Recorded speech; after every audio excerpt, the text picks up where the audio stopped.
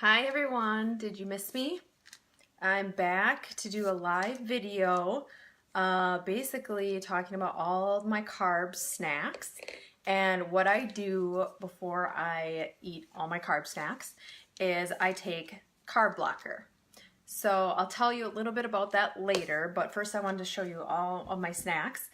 And basically I love carbs. I tried to do keto for a minute and I gave up very quickly. I should explain, and I've probably said this before, but my husband does keto and he does it very well because he's a very routine, like strict person. He can like willpower his way through stuff, and I'm very weak and I love carbs. They make me feel better about life. So I will never give up carbs again. And that's okay, because you know what? It's about balance, and for me anyway. I mean, I understand for him, he wants to do keto, great. It works well for him. But he also has a history of pancreas issues. So carbs and him don't always get along. Whereas with me, I have a thyroid condition. I need carbs. I need to convert the inactive T4 thyroid hormone to the active T3 hormone, and that requires carbs.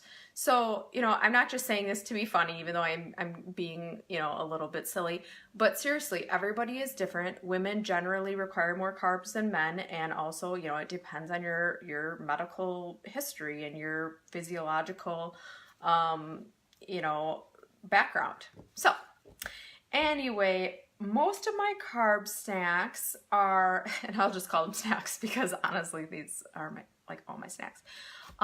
Most of them are from Whole Foods.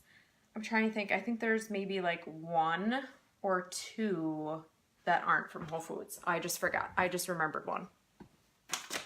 Another one. Okay, so I will start with like the salty, crunchy type things. So this is something new that I just found, and the bag is open because I ate like a lot of these.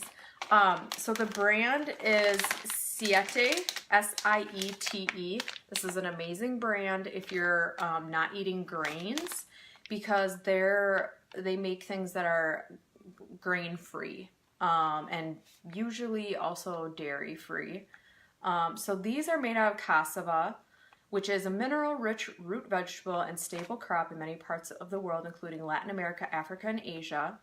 And so these are about 15 chips in a serving, and it's 150 calories, blah, blah, blah. I'm not going to go through all the nutrition label. If you want to know more about this specific, you can probably Google it and like look up the brand website and like find this. This is the ranch.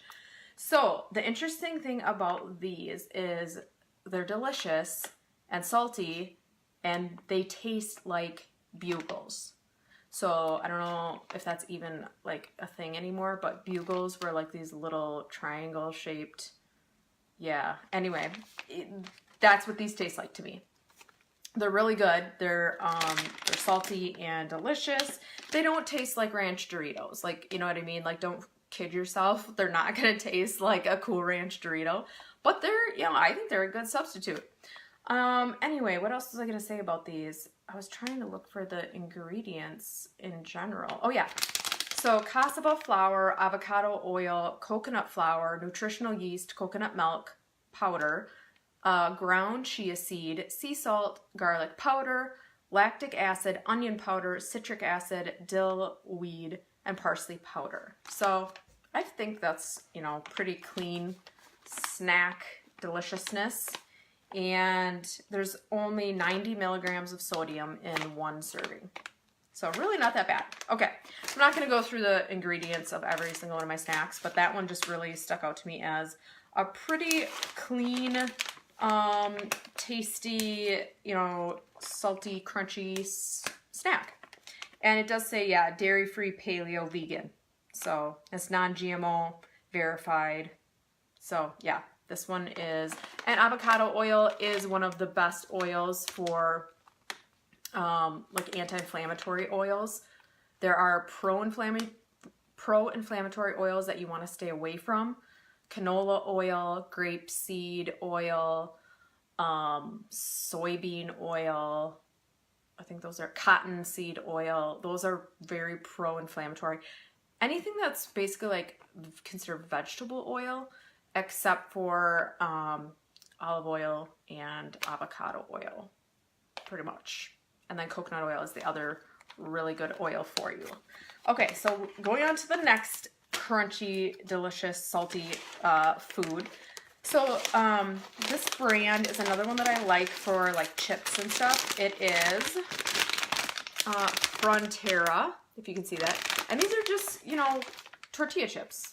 There's not anything really too special about these, except that they are, they don't use the pro-inflammatory oils. So it's stone ground, whole yellow and white corn, corn oil, sea salt, and trace of lime.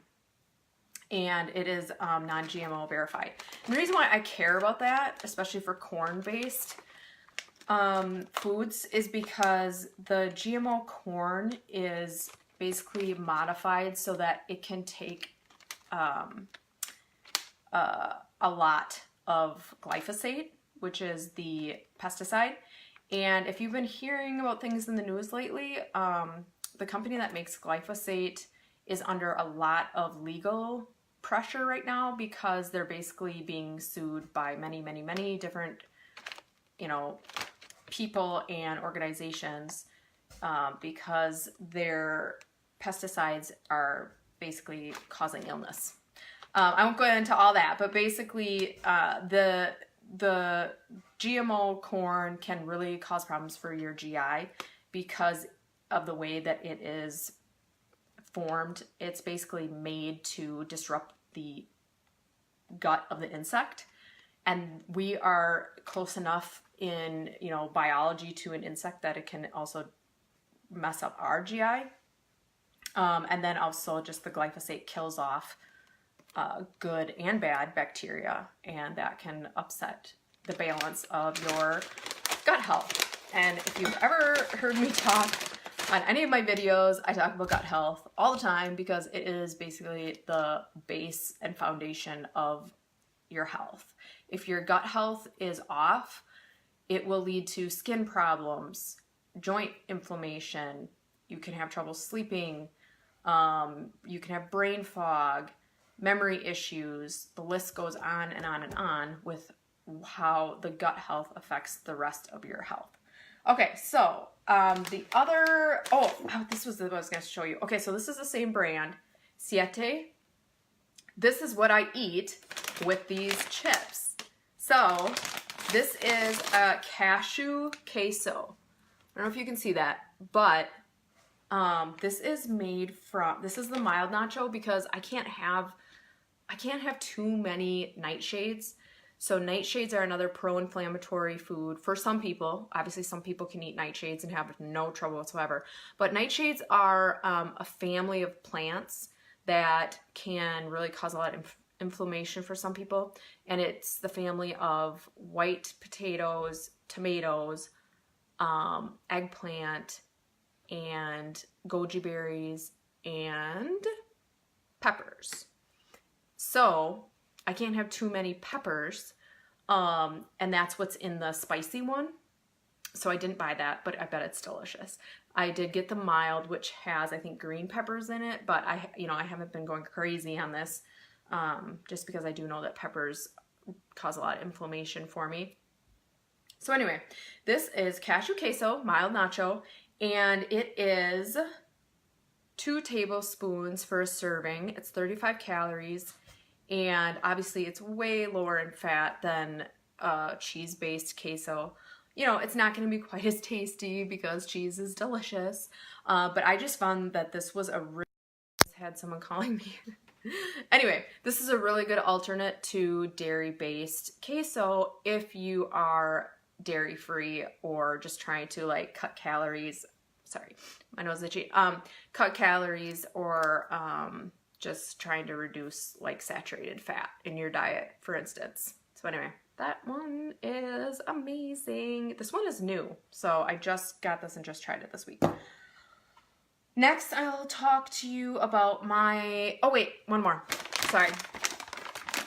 Boom Chicka Pop. So this is probably one of my favorite popcorns, and this one does have sunflower oil.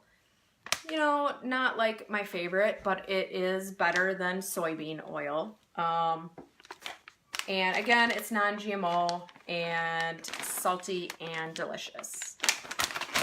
So the reason why I was bringing up the popcorn though is I eat my popcorn with, very specifically, because I'm weird like this, with my root beer.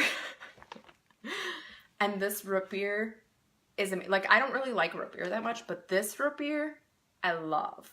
I love this root beer. So anyway, these go together when I'm having a snack, you know, and I want popcorn. I usually also reach for a root beer. And these are, I mean, I don't like have one of these every day. Some weeks probably more than others because, again, I do, you know, and I'm not saying this is a healthy habit, but I do sometimes eat, you know, snacks that make me feel better if, like, I had a bad day. It's called emotional eating. It's not, I'm not saying that's a good thing, but I do that sometimes. So anyway, this is Virgil's root beer, and it's so awesome. It's microbrewed, and it is natural ingredients. It's rich and creamy, like, for sure. I would agree with that. And it says, you'll swear it's made in heaven. It's really that good. Okay, so anyway, it's gluten-free, low sodium, bunch of ingredients, obviously, you know, to make it taste amazing. But what's interesting is it does not have high fructose corn syrup. And that's pretty important to me because I try to avoid high fructose corn syrup because of how, again, it's very pro-inflammatory. It's very, it spikes your insulin a lot. Like, I mean, obviously sugar does too, but high fructose corn syrup is kind of worse because it does both. It's pro-inflammatory, it spikes your insulin, and it's just also high fructose corn syrup is made from GMO corn. So again, you're seeing a theme here. I avoid GMO corn because of the glyphosate and the way that they formulate the corn to basically, you know, wreck the guts of insects. And like I said, we're close enough to insects that it does harm to us as well. So anyway, this is my favorite root beer. I love it. It's so good. Okay. Next, I have a couple other kind of sweet treats. This is new. This is something new I found. This is chickpea granola. So it does not taste anything like chickpeas if you're like, oh, gross. No, you don't taste the chickpeas. But the point is that chickpeas are high in protein. And so the chickpea, you know, portion of this is just to make it more like, so that you're full longer from after eating this granola versus eating a granola that's just pure sugar. So anyway, this one is 1/3 cup for a serving, and it does have 5 grams of protein, and it has 4 grams of sugar, but it has 2 grams of dietary fiber. So the rule is you kind of subtract the dietary fiber from the carbohydrates. So in other words, the fiber reduces the amount of carbohydrate. And that is actually how the Carb Blocker works. I'll be explaining that, partly how it works. I'll be explaining that in a little bit. But yeah, so this has nuts in it, chickpea flour. So there aren't actual chickpeas in it, it's the chickpea flour. And then, you know, other ingredients. It's a very clean snack food though. And the other thing that I was gonna say is it has this organic Sacha Inchi powder. I'm probably saying that completely wrong, so I apologize. But that's also a plant-based protein. And it has probiotic. So they specifically put probiotic in with this as well, so it's healthy for your gut. So this one is the Gentle Pecan. and this one is the Powerful Walnut. This one is my favorite. It is really rich and I don't know, it's just more flavorful. This one's fine, the gentle pecan, but it's just a little more bland to me, whereas the Powerful Walnut is tasty and I like it. And so what I've been doing is I've been eating this on my way home from work because I get done with work and I'm starving, and I don't just want like a high glycemic snack that's just gonna crash me in like 20 minutes. I want something that's going to kind of sustain me so that I can get home and make a healthy choice for supper. Because a lot of times what happens is I get done with work, I'm ravenous, I eat something that has, you know, sugar in it basically, and then I just want something more like immediately, and then sometimes I make poor choices. So I found that this sustains me long enough so I can get home and I can make a healthy choice for supper. Okay, so another kind of sweeter snack that I have is this Bliss Gourmet Food gluten-free granola. This stuff is so good. So I actually eat this as cereal. A quarter cup is a serving size, but I do a half a cup. And I basically eat it, you know, like a bowl of cereal, but I put cashew milk, unsweetened vanilla cashew milk, and then I top it with fresh organic blueberries. And that is, I love it so much. Okay, so what was I gonna say about this? Oh, this is local. It's made by hand. It's a local brand. So, oh, this is the chocolate hazelnut. That was the other thing I was gonna tell you. I love it. The chocolate hazelnut. And yeah, this is, oh yeah, St. Paul. So this is a local company, which I love also. So my last one is, this is Little Northern Bakehouse cinnamon and raisin bread. So as I kind of have alluded to multiple times, I don't eat gluten regularly. I mean, I will once in a while have gluten, or, you know, once in a while have dairy, or once in a while have soy. You know, these things that I say that I don't eat, it's not like I've never eaten them in the past 6 years. But I really try to avoid them, and I don't buy them and keep them stocked at my house, because that's really where, you know, it's very hard to resist a temptation when it's right in your house, which is why I try not to buy too much of this, because otherwise I would drink it every day, almost. Yeah, me and willpower, nope, I gotta keep it out of sight, out of mind. So anyway, the thing about this bread, the cinnamon raisin bread, and I don't love raisins, but I do love cinnamon raisin toast. Deliciousness. But this is gluten-free and it's plant-based and egg-free. Okay, so that's the other thing that I used to have a really severe reaction, inflammatory reaction to eggs. Lately, I've been able to eat eggs, you know, pretty regularly and not have problems. But I really wanted to try this bread because again, I try not to eat these things that I know are pro-inflammatory for me. I try not to eat them regularly. So I thought this looks amazing, and I have a little toaster oven, and this would be so delicious in my toaster oven. And then I'll like top it with, I don't know, probably my favorite peanut butter. If you watch my other video, I have a favorite peanut butter. So I don't know if that would taste good though. Cinnamon raisin with peanut butter, maybe. I also butter flavored coconut oil. Yeah, that would be amazing on this. But the point is that this is gluten-free and egg-free, and I wanted to give it a try. I actually haven't tried it yet, so maybe this wasn't the best one to show you, because I don't know, I guess it could taste bad. Oh, that's what I was gonna say. So it's soft, and I really like soft bread, because I have another brand that I've tried that's egg-free, gluten-free bread, and I don't really love it. It's very like dense and kind of hard, and the only way I can stand to eat it is in my toaster oven, and like just tons of that butter flavored coconut oil on it.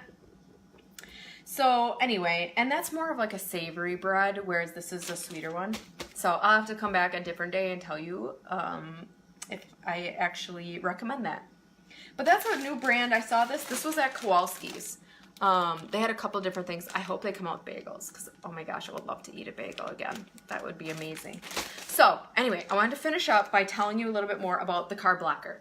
So this is what I take when I'm going to eat like a huge like snack of just all carbs. I typically try not to do that too often. Like I try to eat balanced meals. I try to get, you know, a carb, a fat, and a protein together. But there are nights when I want to sit down and I want to have popcorn and a root beer.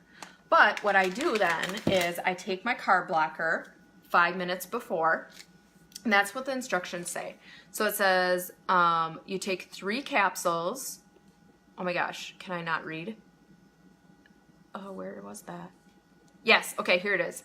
Take 3 capsules once a day, 5 minutes prior to your most carbohydrate-rich meal.